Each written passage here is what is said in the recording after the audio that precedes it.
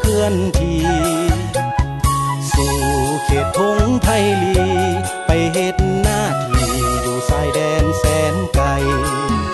จับปืนเกียมพร้อมป่าเชิญเดินบุกหน้าหานกาบ่โหดหูสหายเกียมพร้อมต่อสู้ดินลาวต้องคงอยู่บ่ให้สูญไปรักษาอธิปไตยบ่ยอมให้ไผเข้ามาหาวีหนาวกายลำบากบางครั้งอึดจากในแดนแห่งนี้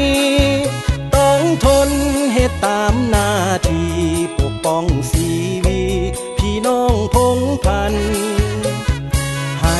อยู่สุขสำราญเฮาคือทหารของปากษาชน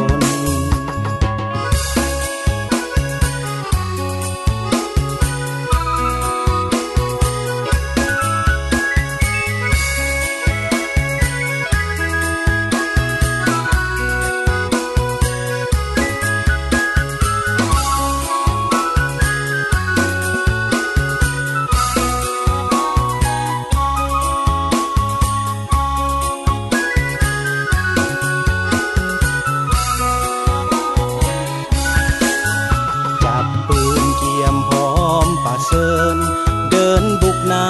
หานกาบ่โหดหูสหายเกียมพร้อมต่อสู้ดินลาวต้องคงอยู่บ่ให้สูญไป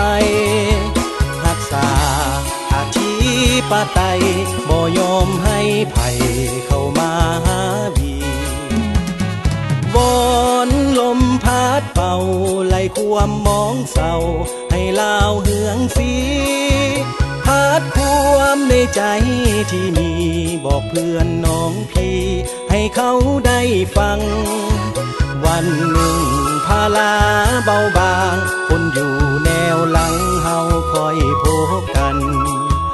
ถ้าหากภาระเบาบางคนอยู่แนวหลังเฮาคงได้พบกัน